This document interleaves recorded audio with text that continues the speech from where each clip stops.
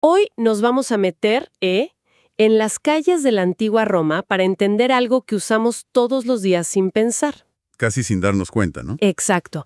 Cómo una promesa, una simple promesa, se convierte en una obligación legal. Mm, Vamos a rastrear esa evolución, ese viaje desde la palabra casi mágica, dicha de una forma súper específica, Ajá, hasta el simple acuerdo que hoy cerramos con un OK por WhatsApp. claro. Nuestro material de base es un análisis sobre derecho contractual romano y la idea es meternos a fondo con dos conceptos clave. A ver, Primero, cómo la idea de contrato pasó de ser un ritual súper estricto a un simple acuerdo de voluntades. un cambio enorme. Y segundo, algo que a primera vista parece, no sé, una paradoja. Ah, sí. Sí, ¿cómo es posible que la ley te obliga a hacer algo por otra persona cuando nunca, pero nunca, se pusieron de acuerdo en nada? Es que, en el fondo, esta es la historia de cómo una sociedad aprende a construir y, sobre todo, a legalizar la confianza. Claro, Porque en Roma, al principio, no bastaba con darse la mano y mirarse a los ojos. no era suficiente. Para nada. Para que un acuerdo tuviera peso legal, para que un juez pudiera hacerlo cumplir, necesitaba una acción, una formalidad reconocida. O sea, un envoltorio específico. Exacto. Así que nuestro punto de partida es un mundo donde la forma, el cómo se hacen las cosas, es mucho más importante que la intención misma. De acuerdo, pues empecemos por el principio, por lo más antiguo y, francamente, lo más brutal que encontré en los textos. El nexum. El nexum. Hay que imaginarse la escena, porque no es firmar un papel. No, para nada. Era un acto público, casi una obra de teatro, con 5 ciudadanos romanos como testigos y un tipo con una balanza de bronce, el libripens. Sí, se usaba sobre todo para préstamos. Pero lo que de verdad te deja pensando del nexum son las consecuencias. Así. No era una simple deuda de dinero. Para nada. Si no pagabas, el acreedor podía usar la manus injectio. La manus injectio, que se traduce literalmente como echarle mano encima. ¡Qué fuerte! El acreedor podía tomar posesión física del deudor, casi como si fuera un objeto. Era un sistema de confianza basado en la amenaza física directa. ¡Wow! Eso sí que pone en perspectiva las llamadas de los cobradores de hoy en día. Es otro nivel de presión, sí. Menos mal que los textos aclaran que la ley Poetelia Papiria finalmente abolió esta práctica. Pero esto me lleva a una pregunta. A ver, Si eliminan la amenaza física, ¿qué la reemplaza? ¿Cómo se asegura la gente de que le van a cumplir? la reemplaza algo que podría parecer más civilizado, pero igual de rígido. La magia de las palabras. Ah, Entramos en la era de los contratos verbales, los que se perfeccionaban verbis, con la voz. Aquí el ritual físico se transforma en un ritual oral. de acuerdo. Y el más importante de todos, que duró siglos, fue la stipulatio. Y por lo que entiendo, no era cualquier conversación. Era como un guión muy estricto. Un guión del que no te podías desviar ni una coma. A ver, ¿cómo era? Consistía en una pregunta solemne del acreedor y una respuesta inmediata del deudor, usando exactamente el mismo verbo. El mismo verbo. El mismo. El acreedor preguntaba, ¿espondes darme 100 sestercios? O sea, ¿prometes solemnemente darme 100? Y el otro tenía que responder. Al instante, espondio, prometo solemnemente. ¿Solo eso? Ni una palabra más ni una menos. Suena como un campo minado verbal. ¿Qué tan estricto era? Si yo en lugar de prometo decía, claro que sí, cuenta con ello. Tú claro que sí no valía absolutamente nada legalmente. ¿En serio? La gente perdía negocios por un error de gramática. Exactamente. Y eso nos lleva al corazón de lo que los romanos llamaban un contrato de derecho estricto. Ajá. Si había un problema y llegaban ante un juez, este no iba a preguntar, ¿fue un trato justo? ¿Hubo algún malentendido? No le importaban las circunstancias. Cero. Al juez solo le importaba una cosa. Se cumplió el ritual. Se usó el verbo correcto. La respuesta fue inmediata y congruente. ¿Y si la respuesta era sí? Estabas obligado. Punto. O sea que si te engañaban para que dijeras la palabra mágica prometo, pero la decías correctamente, estabas legalmente atrapada. En la primera época de este derecho, básicamente sí. ¡Wow! La forma lo era todo. Puede sonar injusto, pero... Bueno, entiendo por qué una sociedad valoraría tanto esa rigidez. ¿Por qué? En un mundo con menos registros escritos, un acto público, solemne, memorable, Era la mejor prueba de que un acuerdo había ocurrido, Era una forma de crear certeza a toda costa. a toda costa. Entiendo la lógica, pero es evidente que un sistema así es muy poco práctico. Me cuesta imaginar a dos comerciantes en un puerto deteniéndose para hacer todo ese ritual. Imposible. ¿Cómo llegamos a algo que se parezca a lo que hacemos hoy, a simplemente decir trato hecho? Bueno, aquí es donde el derecho romano da uno de sus saltos más espectaculares. ¿Qué pasa? Después de siglos de ceremonias, balanzas y palabras exactas, aparece una idea que lo cambia todo: los contratos consensuales, Consensuales, de consenso. de consenso.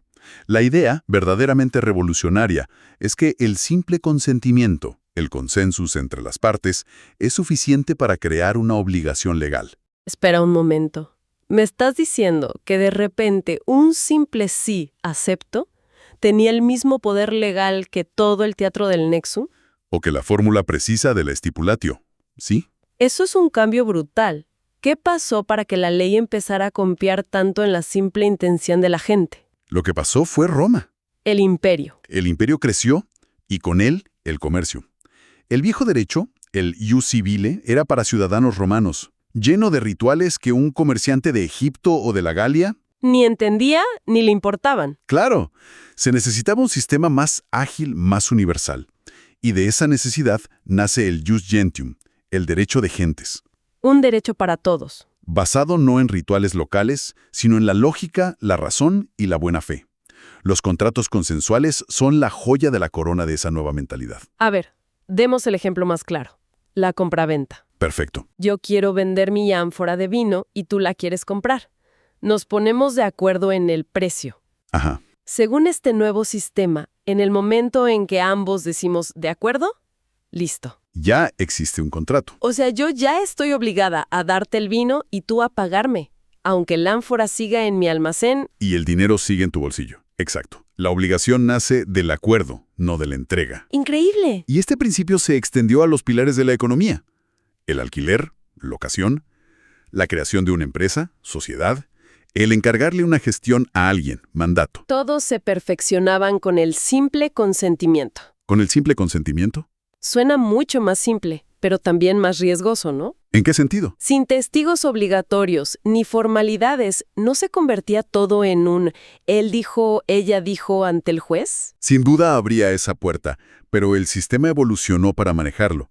Se empezó a dar más importancia a otras pruebas, como documentos o testigos voluntarios. Ah, claro. Pero el cambio de fondo es que la ley dejó de desconfiar por defecto de las personas y empezó a asumir que, si dos partes llegaban a un acuerdo, su intención era genuina Y que debía ser protegida. y que debía ser protegida. Pasamos de la confianza en el ritual a la confianza en la voluntad. Ok, esta primera parte del viaje es clarísima. De la forma al fondo, del ritual a la intención.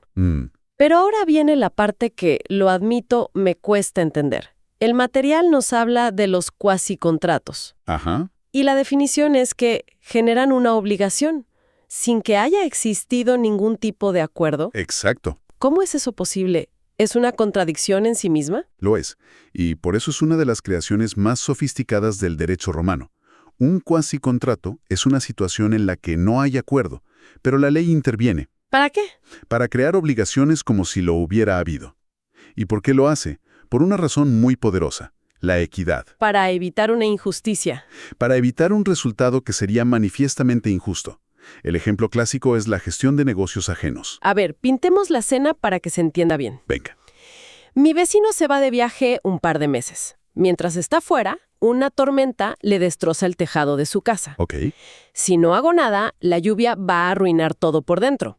Así que, por iniciativa propia, sin que él me pida nada, De hecho, está incomunicado. Claro. Yo llamo a un albañil, le pido que repare el tejado y le pago de mi bolsillo. Ese es el escenario perfecto. Tú eres la gestora, él es el dueño del negocio. Ajá. Actuaste sin que te lo pidieran, para evitarle un daño mayor. En esta situación, el derecho romano dice que aunque nunca hablaron, ahora ambos tienen obligaciones legales. ¿Cómo que yo también tengo obligaciones si yo fui la que ayudó? Es que la ley busca un equilibrio. ¿A qué te refieres? Tú, como gestora, a pesar de tu buena voluntad, tienes la obligación de terminar la gestión que empezaste, y de rendirle cuentas claras a tu vecino de lo que hiciste y gastaste. Ah, ¿no puedo dejar la reparación a medias? No puedes. Y tu vecino, el dueño, que no pidió nada, tiene la obligación de devolverte todos los gastos necesarios y útiles que hiciste en su nombre. Ya veo.